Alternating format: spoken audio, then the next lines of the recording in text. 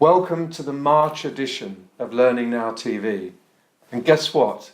It's action-packed, full of some really interesting segments, great interviews, a fabulous panel discussion. So I hope you're looking forward to it. I'm really excited about what we've got on offer for you.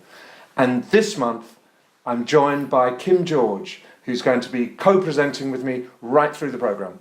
Hi everybody, welcome. Enjoy the show.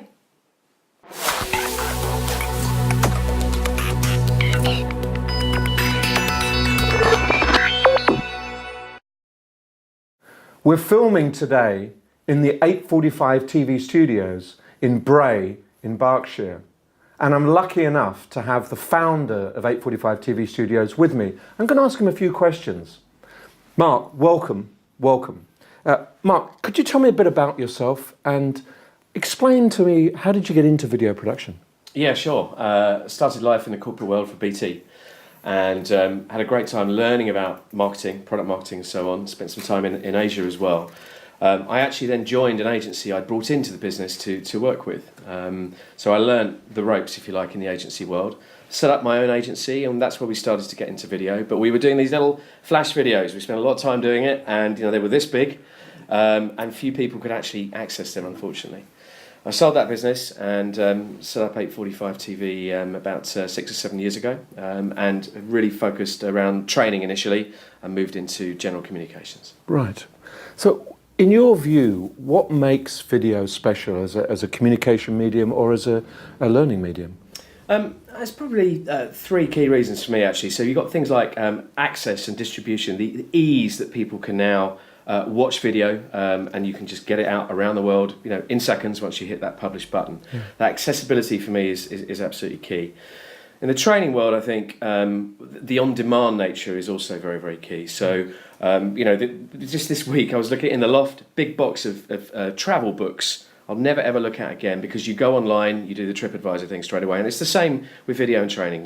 To actually give people video on demand, and so they can access help when they need it, as opposed to being told when to go and be trained, if you like. And I think also just putting that virtual person so close to you, as we're doing now, I suppose, but in a training sense, to be able to use the medium of video as opposed to purely voiceover or the old traditional sort of click through the next buttons. To actually put a real face, see the whites of someone's eyes, can make a massive difference. So it brings it alive. Absolutely, yeah, engaging, exactly. Exactly. So do you think in the last few years video has become easier for people to use, just people who are not experts like yourself, or is it more complicated because of all the new technologies? I think come back to distribution, the days of I can't get video to work anymore just doesn't happen. So that's fantastic. That's really changed over the last 10 years. With bandwidth being ubiquitous, people's tablets, smartphones, PCs being able to play video easily. That's great. But on the flip side, I think just competing for airtime has become a lot harder. There's so much information, so much content out there. Just because you produce a good piece of video, whether it be training or otherwise, doesn't mean people are going to watch it. Yeah, that's very true. So tell me what makes 845 TV distinct then. Give me some examples of the kind of work that you do with your clients. Yeah, sure. So when we focus in the training world, things like employee engagement is so important.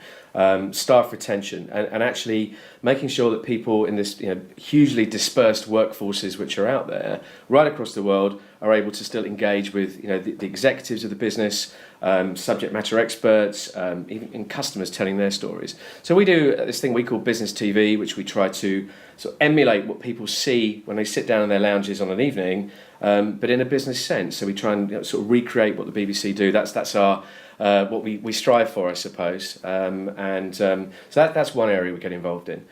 Soft skills is also key. Brilliant project last year. We were approached by a business based in Dubai, and they have 2,000 or 3,000 employees spread right across the Emirates. Great training program, but one training manager who could never ever get out and see all those people. So we took their brilliant content, put it online. They asked me to present it, which was wonderful, and 4 hours of training I'm very, very proud of, which can now be accessed on demand, as I was saying. And then finally, things like IT skills. So whether it be hardware, training people on new IP phones and so on, but new kit coming out across the corporate space, We've worked a lot around that, and also things like software as well. In context help, click a help button and up pops a short 30-second video. This is how to use that piece of functionality, or right the way through to Microsoft Office and so on. Yeah. No one in their right mind would read a manual now. You just go onto YouTube, and if you want to fix a washing machine or program a phone or learn anything about anything, it's all there. Absolutely. And the fact that industry is now absorbing that is a good sign, because there's no reason why you can't learn about something that's company specific or designed for a few people. Yeah. So if I'm really interested in what you've said, but I'm not an expert, what advice would you give me? What would be the first steps I should take to try and do some of the things that you've already discussed with me? Okay. It sounds crazy to say it, but just start is a really good piece of advice.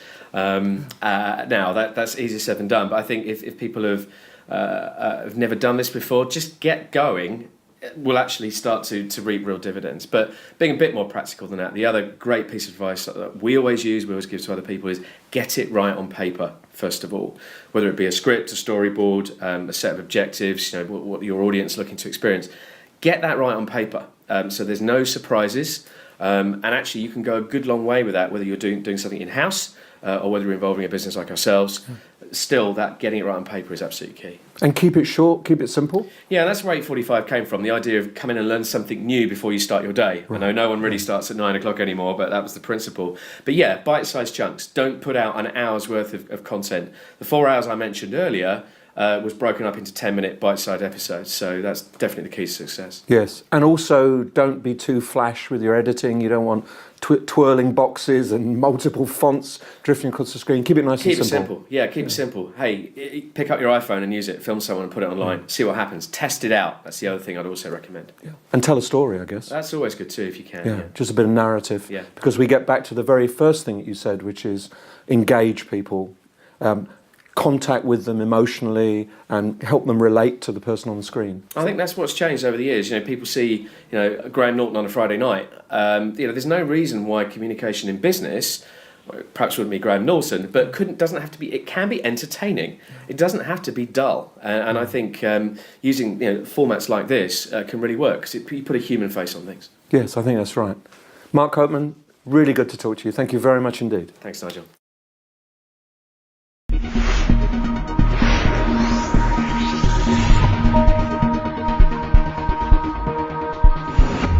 In last month's programme, we shared a video highlights reel of the 2015 Learning Awards, and we captured the moment when Dave Bouglas of Tesco Bank won the coveted Chief Learning Officer of the Year award. We caught up with him recently to find out how he feels about his win and his L&D plans for the future. Dave Bouglas, it's great to meet you, great to talk to you. You were the winner of the Gold Award CLO of the Year for the Learning Awards for 2015. First of all, congratulations. Thank you very much, Nigel. 2, did it mean anything to you? Was it significant to win that award? Yes, it did actually. It was a really quite funny feeling on the evening. I think I'd spoken to some of the guys in the team and talked about the fact that we'd had a real kind of big kind of effort on awards during 2014, and I think I explained that we'd won the one up in Scotland, which was absolutely fantastic for me personally, being based up there.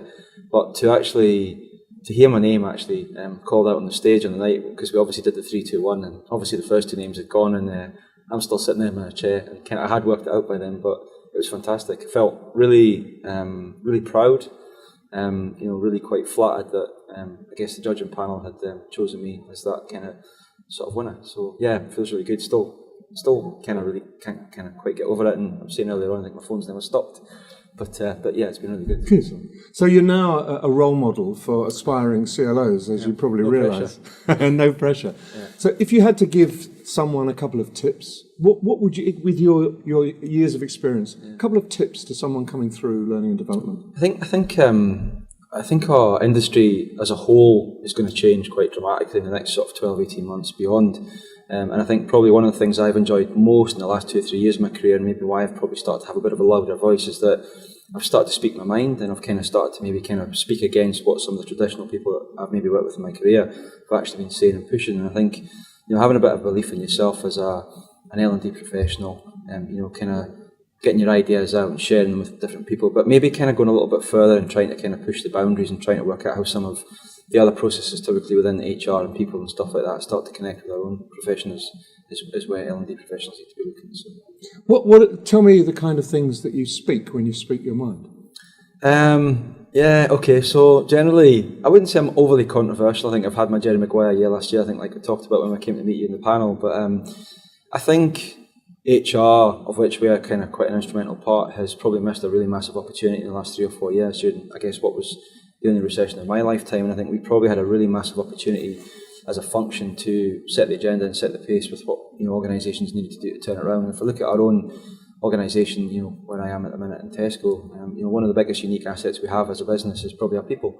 And I think we, as a profession, whether that be learning development, linked into employee engagement, talent, etc., have a huge role to play. And I think maybe me in the last couple of years, I've just probably had a bit more confidence, maybe speaking out against some of the more traditional HR kind of thinking and processes that we have in our organisation. So I think I've been generally quite admired for it so far. So yeah, but more to do, lots more to do, I think. And it was interesting. I got the Burson report in last week, and I started reading that from Deloitte's, and the learning has now shot up to number 3 in the top HR 10. The top 10 HR trends. And I think we have a massive opportunity continuing. So and there's a big piece as well. The role of the Chief Learning Officer needs to be elevated. So and hopefully today we'll hear that. So. Going backwards, yep. What's your greatest achievement of the last couple of years? I think pretty much, obviously it's been a fantastic journey in the last 5 years building the bank from scratch. I think we said that on the day when we came to see you. We started with our own laptops and we started with our own mobile phones. We had no offices or nothing. And the ability, I guess the opportunity in the last sort of 2 or 3 years to kind of put together a high-performing learning team within the organisation, and at the same time convince my HR director that learning and development, as well as talent and employee engagement, all sat in the same space, was a massive thing for me. And I've been able to kind of sort of start to shape, new people strategies that we don't have and we didn't have in Tesco previously. And I think we've done such a good job on that, Nigel. We've started to kind of get credit down the road in the main business, and we've started to kind of work with them on how we can actually affect what they're trying to do. And they've kind of almost taken the bank as a bit of a test case, a test kind of sort of pilot site. So, but winning the licence to operate effectively, I guess. Sure. Looking forward, biggest challenge of the next couple of years? Yeah, I think the biggest challenge in our organisation and in the wider Tesco organisation, and then I guess widely in most organisations, is employee retention and employee engagement. And I think it was interesting. I saw a really interesting job posted recently in Scotland at Sky, which was the Director of Know-How, which was basically the merging of knowledge management, learning and communication into one kind of core role and function. And kind of looked at that long and hard and had a bit of a think about that, and that pretty much where we would try to go in our organisation by merging the traditional core HR processes wherever we need to be. And I think colleague as consumer was something I think I talked quite loudly about when I came to visit the panel, and we need to start thinking about what we do with customers externally, and how we kind of start to treat our internal colleagues as consumers internally. Yeah. Good. So I think we should start calling you the Director of Know-How. I'd love to be called the Director of Know-How. It's a great title. Yeah, I'll be telling Teresa that's pretty much where we need to be going, hopefully. So good. It was an interesting job. So Dave Burglass, thank you. CLO of the Year. Thank you. Tesco Bank. Congratulations, and thanks very much for talking to me. And thank you again. Thank you. Appreciate it. Analytics touch our lives in many ways, from day-to-day routines in our homes, in our cities, in our stores, banks, factories, hospitals, schools, and research labs, and around the world, in our governments, global agencies, and our businesses, and even in outer space. Analytics is at the heart of everything we do. SAS is the global leader in analytics, giving you the power to know. ELN have got a new chairman, John Curran, and Learning Now TV wanted to be the first to interview him, naturally. So Martin Cousins caught up with him recently to get his views on e-learning, technology and learning, and a bit about life too. I'm delighted to have John Curran with us today. John is the chair of the e-learning network, ELN, and earlier this year, the ELN relaunched. So John, I'm delighted you could come and just kind of chat a bit about where the ELN is at and a bit about e-learning in general. So could you just tell us why you have relaunched the e-learning network?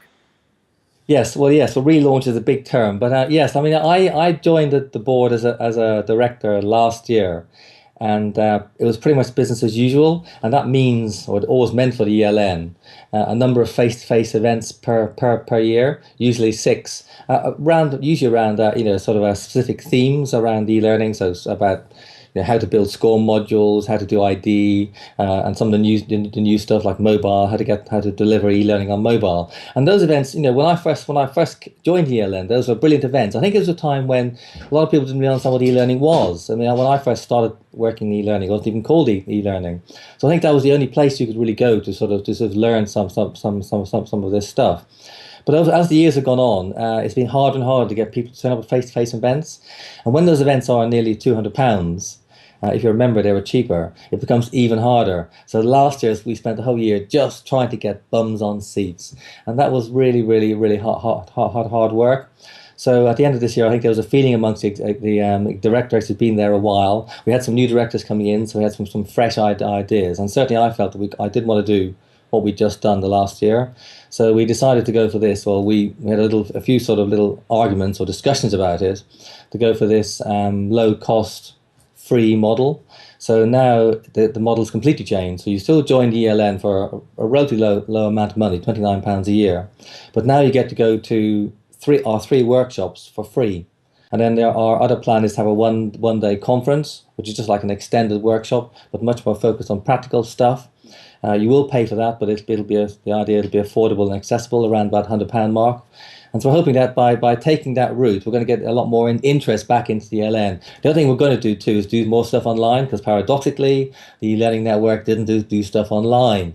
So we're looking at organising a series of webinars. I think that would be really nice for us to do, and also getting involved in more local, regional events. So I think all that together hopefully does represent a different way for the ELN to work, and hopefully for me a much more affordable, much more accessible, and ideally a slightly more online way of working with those working in e-learning, if we still dare to call it that. But in some areas of the sector, you're now getting this kind of, well, e-learning is, it's not good. It's a bit of a dirty word. Where do you position yourself on that? But as far as e-learning becoming a dirty word, I think that's just I don't know what that is. I think it's just maybe it's a bit of boredom with not e-learning again. I think there's a bit of that. There's a bit of snake oil salesmen going around saying, oh, we're moved on now, we don't call it e-learning anymore, we call it mobile learning or multi-device or something else. But in practice, I work with some cutting edge customers, and I work with some customers who are just getting started.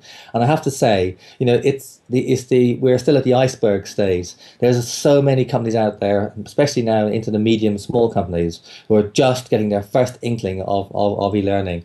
So of course now there are others who've been doing it a long time, and they have moved on a bit. So for them, the SCORE module feels a bit outdated.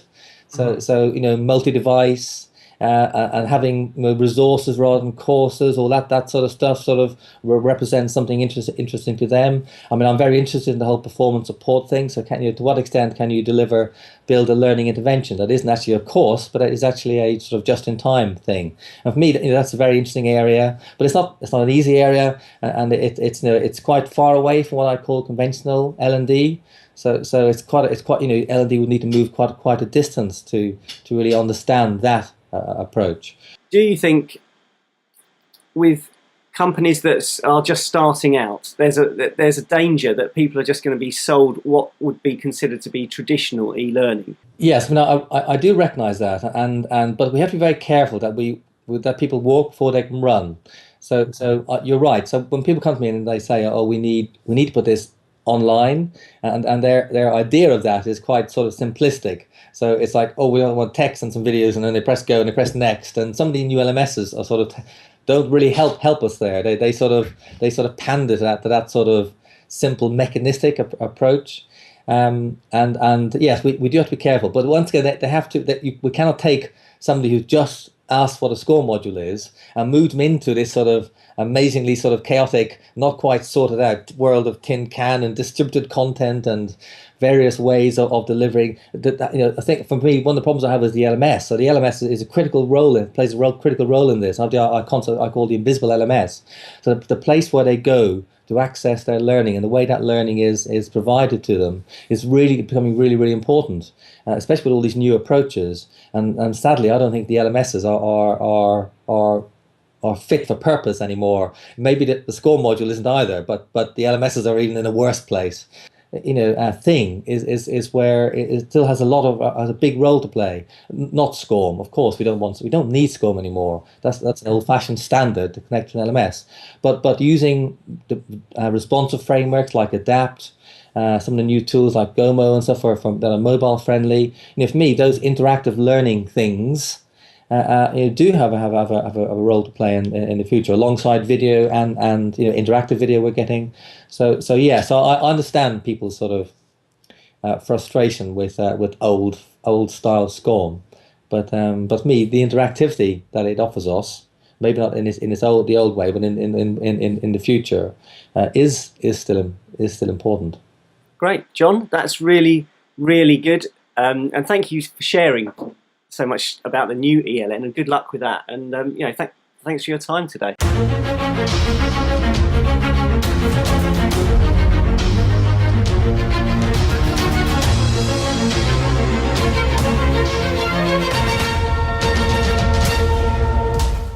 I think it's about time for some trainers' tips, don't you?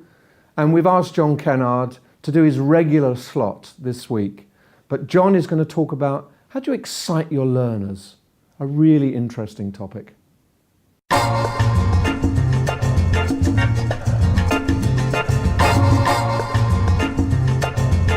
Hello and welcome once again to Trainers Tips. I'm John Kennard, editor of trainingzone.co.uk, and today we're going to be talking about 5 easy ways to excite learners. First of all, blend it. Variety is the spice of life when it comes to learning.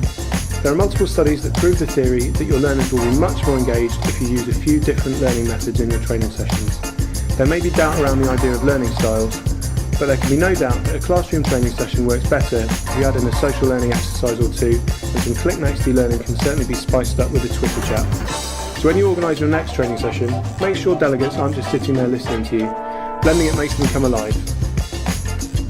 Next up, use pop culture references. New information can be much better embedded in the mind, retained and recalled if the learner can relate it to their own life and experience. This is why case studies are often used, and it's similar to a principle which method actors such as Marlon Brando and Robert De Niro use to immerse themselves in their experience. At the end of the day, it's all about the E-words: excitement and engagement. Framing your learning experience around a relatable incident such as a TV programme or news story could make your learning stick with delegates forever. Next, act on previous feedback. Delegates aren't the only ones who benefit from listening. The most successful training sessions meet the needs of the delegates attending, and while they may not know everything they need, they will have given feedback before the session, if you did a thorough training needs analysis. Design training sessions not just with the learners in mind, but also with some collaboration from them using their feedback. It's crucial for getting that all-important ROI. No training session is perfect, so all sessions need to be treated on an iterative principle. The feedback, modify, deliver cycle is the path to perfection. Next, challenge assumptions. There are few things more memorable than challenging the status quo. It's very easy to accept an embedded industry line of thinking without recourse to discovering whether it still holds true or not. Think about the talks that stuck with you most in your mind. There are always ones where someone did something, said something, invoked an audience reaction that was totally different to usual.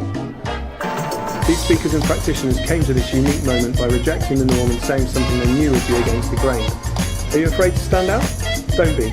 This is how you make your mark and become memorable. Finally, make them laugh. We all love to laugh, don't we? Humans' most memorable experiences are the ones with the deepest emotion attached, and laughter is one of these. So why should this joyous experience be confined to our personal life? I'm not saying stuff your training sessions full of one-liners at the expense of useful content, but if you can make a point with a bit of humour, then your audiences will remember what you said and what they learned. I'm John Kennard, and this was Trainers Tips. See you next time.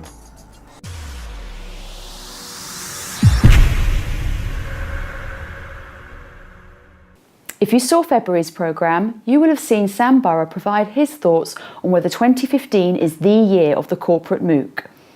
Now, in this second part, Sam will share his ideas on how best to design and launch your own corporate MOOC. So, how you actually do this stuff is how you actually use MOOCs, because we'll stick with the label because that's what it's good for. How you actually do that in practice, I think it comes down to maybe 3 or maybe even 4 ways. And they range from very simple and easy to access up to quite large investments of money and time to make them happen. But at the most basic level, it's simply about supporting people to do openly available courses that are out there now. Your Coursera's, your Udacity's, edX, there's iVersity, some of the European ones as well. Of course, FutureLearn in the UK. So there's a really growing variety of these courses. Now, what you could do as a learning and development professional is help people find the ones that are relevant to them and promote them. But not just promote them in terms of, this course is here, it might be useful to this group of people or to this individual. You can actually help people get more out of them by helping people get together, forming groups perhaps, study groups within your organisation if it's large enough, perhaps it's not. But on the side of that, there are apps that can actually help you do that outside of the organisation, so help you find people who are like you in your area, or maybe just internationally even, and you can have like online study groups. So there are lots of things to help you get more from MOOCs, and learning development teams can help put their people, their employees, in contact with this stuff. And it's very easy now to find these MOOCs, to find the good stuff. So MOOC List is the most obvious one, and the one that I always refer to. It simply aggregates every MOOC or every course, every online course masquerading as a MOOC under one roof. And you can filter it, you can see everything that's starting in the next month, which means if you want to just quickly scan through and see the ones that are relevant, it'll take you 20 minutes a month at most to do that. And then you've just got to figure out how you distribute those and advertise them and market them to your audience. I mean, that's just a complete no-brainer. Secondly, I think possibly the most valuable one, I reckon, is what can you learn from what MOOCs have done, and take those things and apply them to your internal learning. What kind of things, what can you steal? And if we look at what MOOCs do, they're really around content, conversations, and project work, I suppose, connections. So it's about having good content, obviously, but the content in MOOCs isn't especially advanced stuff. It's an expert talking to a camera a lot of the time, maybe some graphics, but nothing fancy. It's just good content in short chunks. We know that that's important from the research so far. You've got to keep the chunks of content under 6 minutes, ideally. And then it's giving people the opportunity to have conversations around this stuff. So from the work that we've done this year, that's where the real learning comes from. It's presenting some content and then inviting people to discuss it, just as you would in a classroom. But unlike traditional e-learning, it's off the rails, because it's social. So you're not controlling it. It's giving people the opportunity to learn naturally. And those are simple ideas to take on board. You don't have to have a MOOC platform to run a MOOC-like experience. You've probably got the elements that you need to do that. Somewhere to host content, somewhere to let people have online conversations and interact with each other. And that's it at the most basic level. But you do miss out on the data if you're going to do it in a piecemeal fashion. That's not to say that you can't still gather data, but you're just going to have to work harder to get that data. So the more fragmented the tools you use are, then the more effort you're going to have to put in to gather the useful data and make sense of it. So you could buy yourself some sort of MOOC-like platform. I'm not going to name any names. It could even just be your LMS. And if you could have all of that happening in one place, then you'd have potentially all of the data in one place. I'm not convinced many LMSs can actually do that in terms of the data, so that might not be such a great way to look at it. But think about it as ring-fencing typical online activities for learning. So you go online, you look at content, you go online, you comment on stuff, you have comments on your Facebook or LinkedIn or Twitter accounts. You have conversations online. But this is just doing all that normal stuff, all that stuff that has become so normal, but for a specific learning topic. So when you're designing stuff, you are not creating all the content anymore. You're pulling the content together from the web. Curate stuff. Don't just create everything. And then encourage conversations around it. Obviously, structure comes into that and how you do that. But it's not rocket science. It's very attainable and achievable by anyone who wants to do it. So I think what more people should do is start thinking how they can improve what they do already by taking some of these quite simple ideas and applying them, to meet their needs. And I suppose thirdly, you've got actually running a big proper MOOC-like experience for an external audience, having something that's genuinely open, whether it's open to an internal audience. You might work for a big company, a big international company, and want to create something open to everybody as a kind of talent identification thing. Or it could be you want to do something for an external audience. It could be your supply chain, it could be your customers, it could be your intermediaries. These are all groups who benefit from learning more about your company or learning more about your products or issues that are relevant and important for the stuff that you do. What this kind of MOOC is really about is content marketing. It's no different to the curation that you see in content marketing. It's about bringing people towards your brand, creating something valuable for them, and that there's a rub-off value in that. The people who come there get value from something that you provide. It doesn't necessarily have to be a direct link to the stuff that you do. Marks & Spencer recently ran an innovation MOOC through FutureLearn. Now, you wouldn't really think of Marks & Spencer as a particularly innovative company, but that's quite innovative in itself, the fact that they are doing a MOOC. So it has an effect on your brand. It's something to think about in terms of PR and marketing, but also like educating your clients and customers. So those are three ways really that they're pretty useful.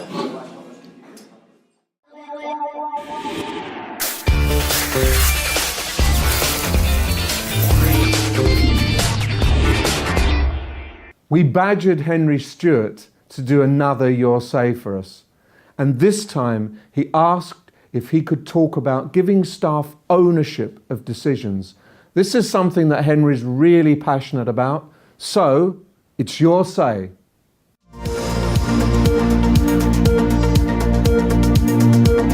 Do you ever task an individual or group to go away and come up with a solution to a problem or a new idea or a new product and come back for approval? Okay, here's my idea. You miss out the last bit. You approve the solution before they've thought of it. As an example, one of our trainers sent me an email saying, I love these 3 things you've done to make my job easier. And as I looked at them, I realized, firstly, I didn't know that happened because they didn't come across my desk for approval. But then I realized if they had come across my desk for approval, I'd have rejected 2 of them. Because most things that happened were based originally on my thinking, and I, like most senior managers, am a barrier to innovation. So instead of going through that process, make sure it doesn't come across your desk. If you pre-approve it, making clear the guidelines and things to work within, pre-approve it and give them the freedom to come up with the result and implement it themselves.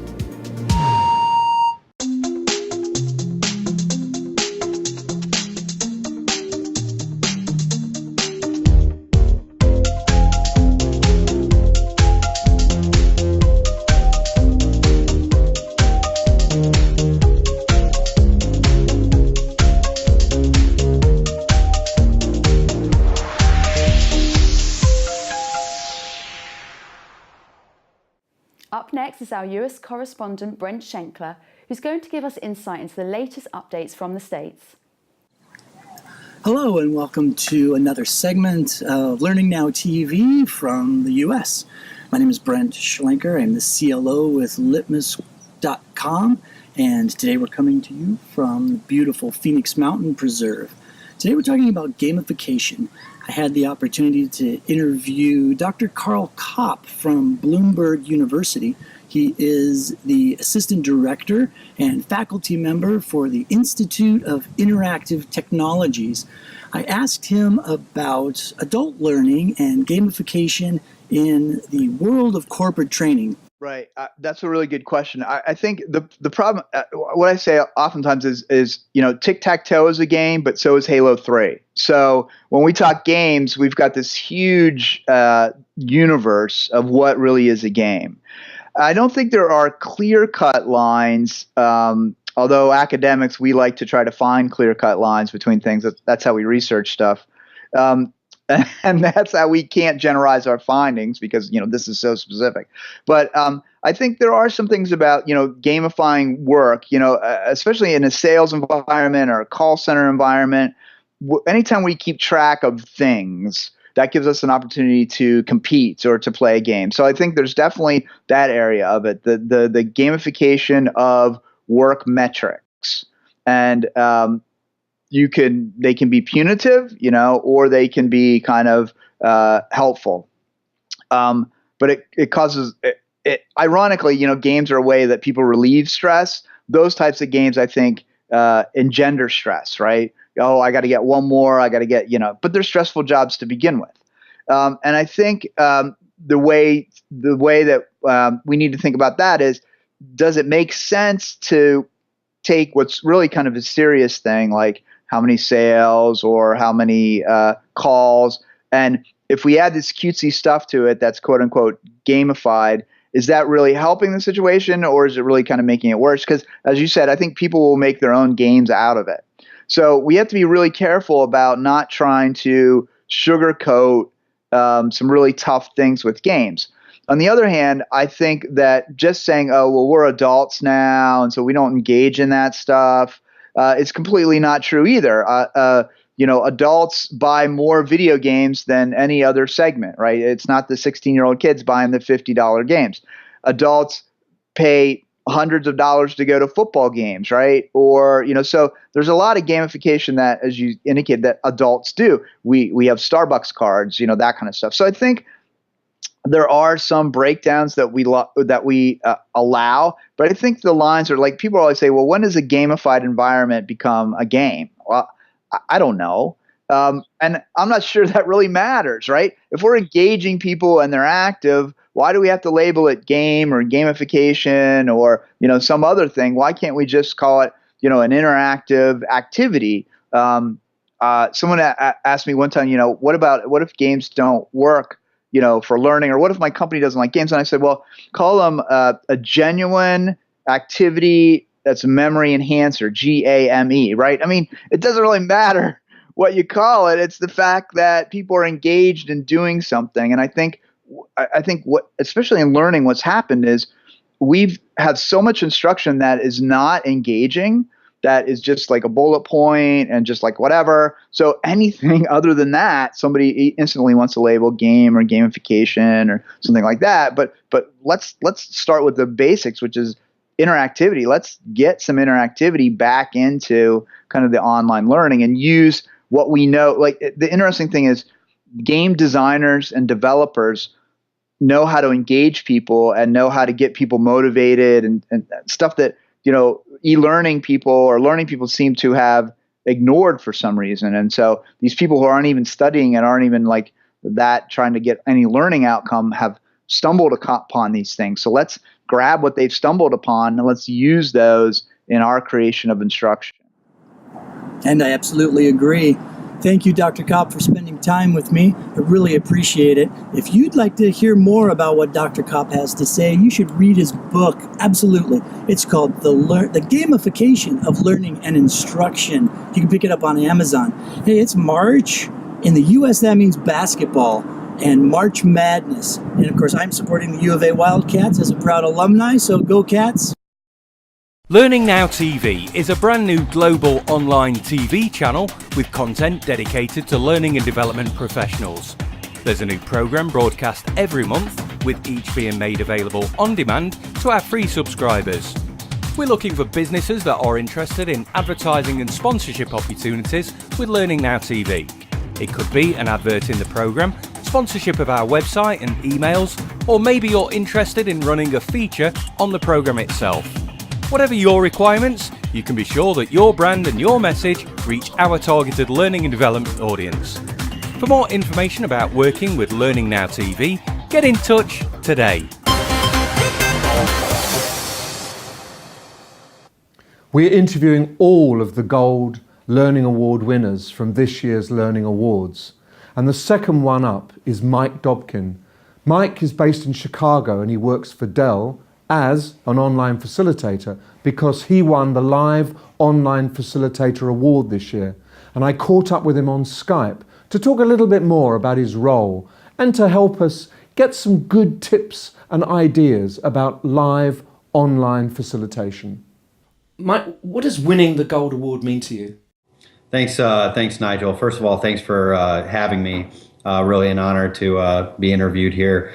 So really, before I talk about what the award meant to me, I want to make it clear that while it's an individual award, it absolutely was a team effort that helped me win the award. Throughout the years, I've had a lot of really great managers and leaders. They've given me the opportunity to grow and the freedom to really try new things. I've had a lot of peers that have helped me work through challenges that we faced and test drive new technologies. And the award is really a culmination of all of those efforts. And what's special about the way Dell uses live online facilitation? So Dell is a really large organization, as everyone knows, and we have a very geographically dispersed and geographically diverse audience. So we have to use every tool in our toolkit to be able to get learning out to our salespeople.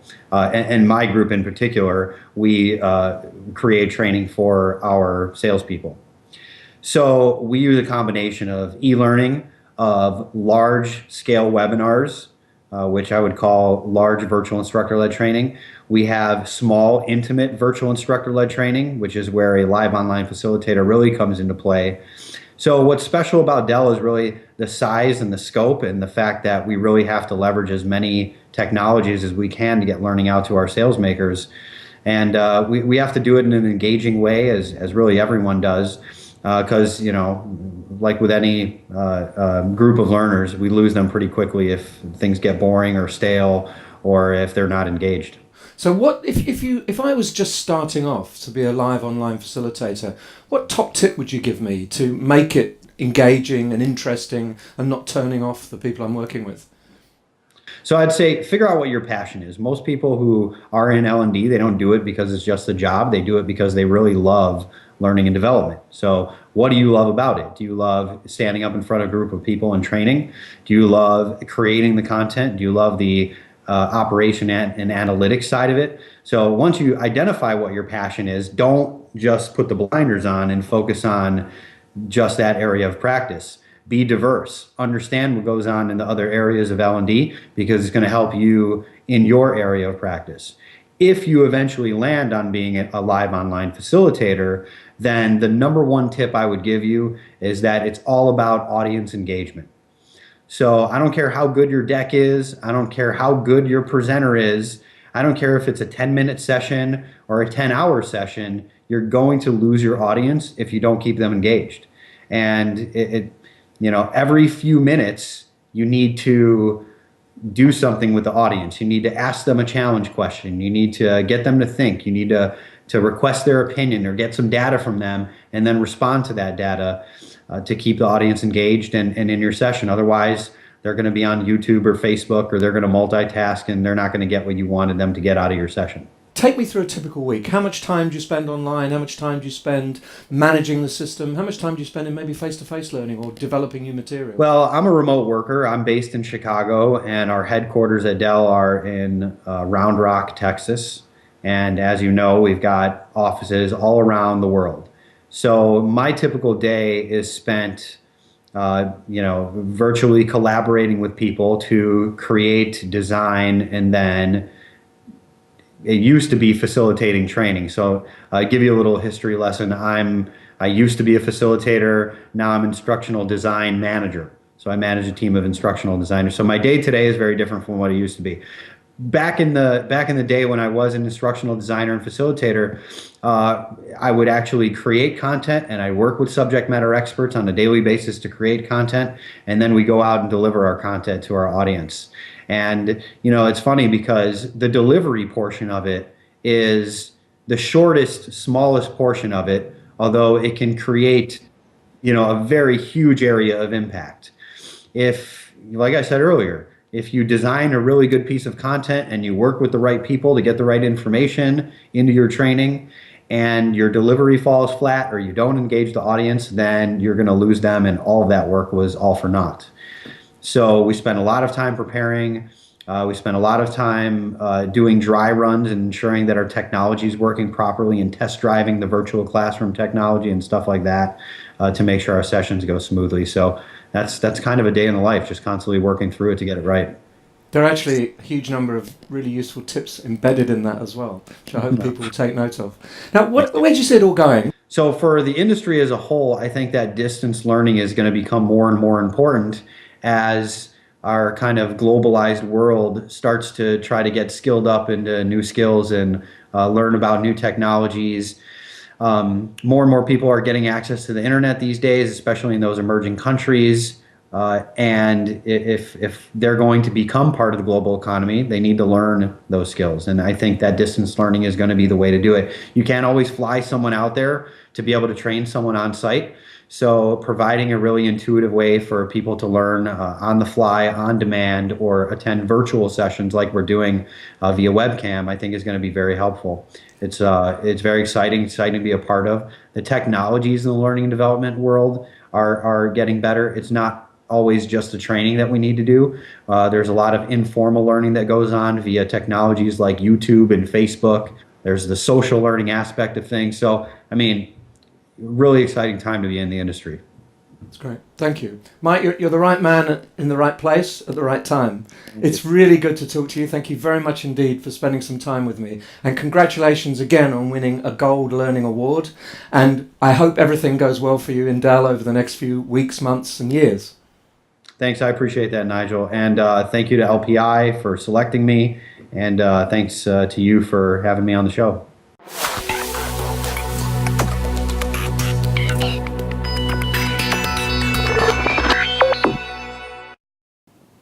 Welcome to the round table discussion in Learning Now TV. And today I'm absolutely thrilled to be joined by two very, very good learning and development professionals. First one is Lisa Minogue-White. Lisa is a director at Willow DNA. That's right. Welcome, Lisa. And secondly, David James, former Director of Talent and Learning at Disney Corporation, now the founder of WeCommend.com and also the UK Country Director of Loop.co. Right. So, welcome both of you. I want to just start the conversation around changes in learning. Mm-hmm. So, Lisa, you are a great believer in personalisation of learning. Tell me what that means, first of all. Well, I think it means different things to different people. Quite often it's been interpreted as personalisation, meaning that for each person I have an entirely unique experience. I think for me it's about a combination of what the business needs and what the business drivers and strategy are, and the best way that I can excel. So it really is that really exciting time where you see formal and informal coming together, and for me being delivered learning that helps me advance in my career, helps me connect with other peers, helps me collaborate, all those things.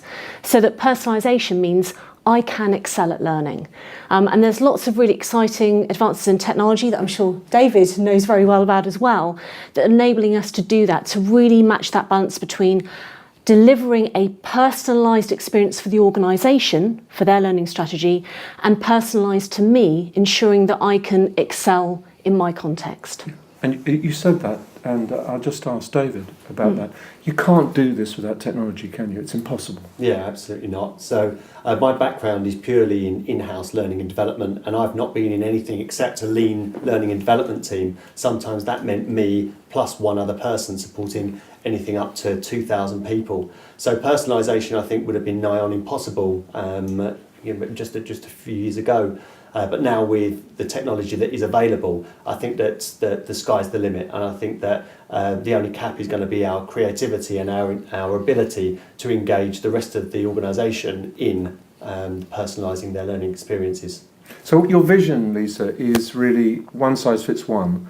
And not necessarily meaning that everything is completely individualised, but that you feel that this is aimed at you and your skill development, it's aimed at you and your career needs, as opposed to I'm one of 10,000 and I just dip my toe in and dip my toe out. Absolutely, and I think you hit on exactly the point. The challenge with one size fits one means that in an organisation like David just described, it can feel like a real mountain to climb. How do we do this? How do you create an entirely individualised learning plan for that one person?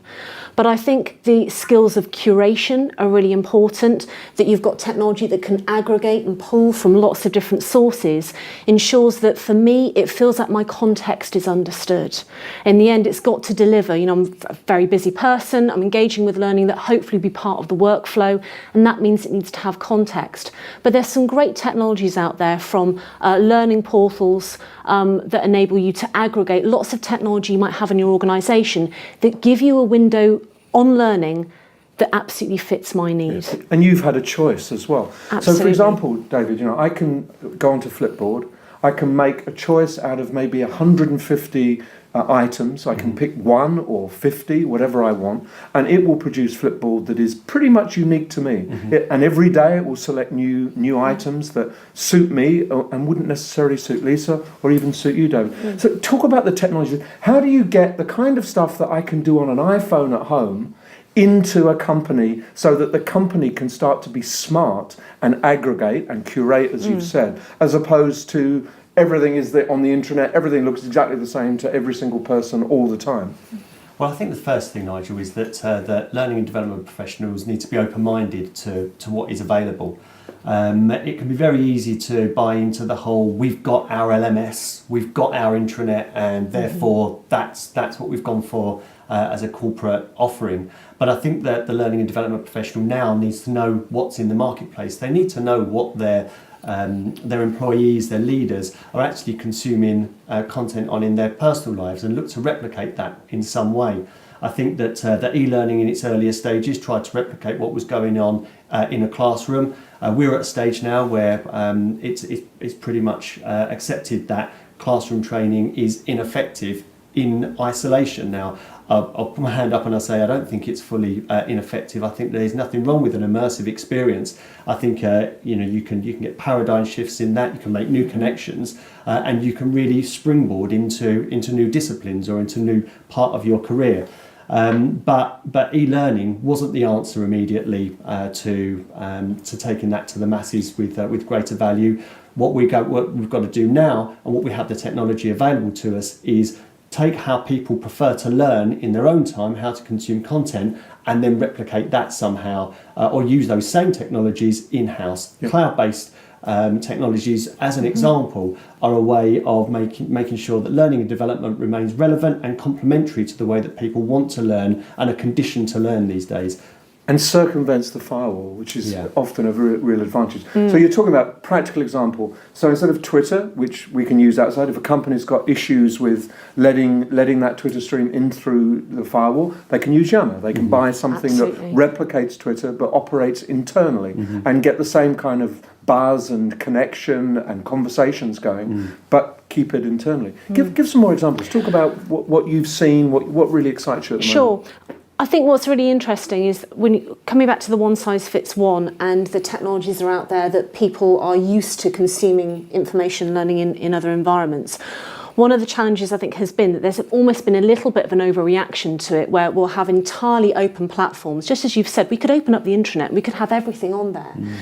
But that in itself doesn't target me. It doesn't feel personal to me.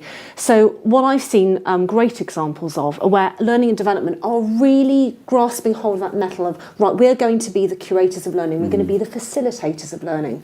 So we'll create learning scaffolds from formal materials that we have, e-learning, workshops, e-books, all sorts of different mediums that you can use, but I create a learning scaffold that within it then has all the contextual stuff. It might have a community related to it via Yammer or Salesforce Chatter or something like that. It will have other social feeds. Maybe your organisation has a version of a YouTube channel. Perhaps there's a peer-to-peer network.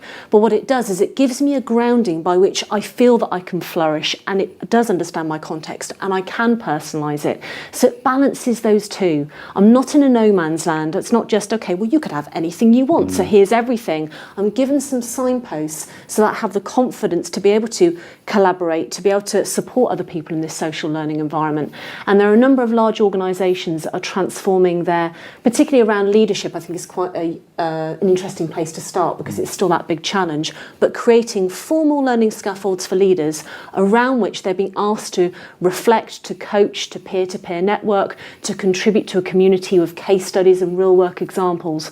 And it's really exciting, and it's not that hard. And I think it's that opportunity for learning and development to do the things they always wanted to do to facilitate learning. So basically what you're saying is that individuals will be facilitated to actually take charge of their own learning destinies, not say, do it to me, give it to me, but be responsible within this environment, the rich environment that is being made available. But that someone cares. Yes. I think that's really important, that it is facilitated, we've got everything there, but learning development really But do it's not you're on care. your own. Exactly. It's exactly. supported, and it is about an environment where thought through, intelligent and connected. Quite. Give some more examples. Give me some ideas that you've been working with and some organisations that you think are getting there. Well, if I'm absolutely honest, Nigel, I'm not personally aware of any organisations that are really getting there. I mean, a lot of my network is based in media, and I think that there's certainly one sector that is ripe for advancement in technology. I think that to build on what you were saying just a moment ago there, Lisa, that as far as providing a raft of different technologies is concerned, I do believe it's the role of the learning and development leader, first of all, to identify what the need is. And we always go back to this, it's classic learning and development stuff. So what is it that we're trying to achieve, and then pull in the relevant technologies. I think gone are the days where you buy in a cumbersome learner management system that you believe would do everything. You can just pull together the different elements that you need at any particular time. So we're in a kind of apps world. Is that what you're saying? It's like the appification. So you use APIs to plug bits and pieces together. Is that what you mean? Yeah, the building blocks. That's what I was alluding to in my own mind when you were saying, Lisa, about the personalisation, because number one, it's not about the technology. It's always about the learner. It's all about the learning, and it's all about the outcome. And we have the technology now available to us, whether that be the apps themselves, whether that be the content that you could either buy or you create in-house, or you have the technology to measure that with Tinker API. There is no reason why we should put a cap on the technology that we're using or what we're trying to achieve through that, whether that be the personalisation or personalising learning itself, or opening up technology to allow collaboration. Again, from my own experience in 16, 17 years of in-house learning and development, I was never short of people knocking on my door asking to get involved in learning somehow. We're at a time now when I don't need to wait for the projects to come up. I just need to enable people, maybe tap into their expertise and create another member of my team within the organisation. Yes.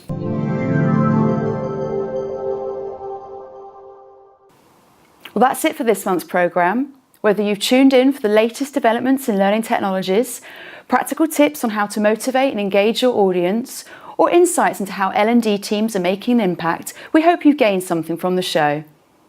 Please share your feedback with us on social media, and we'll see you next time. Goodbye. And goodbye from me as well.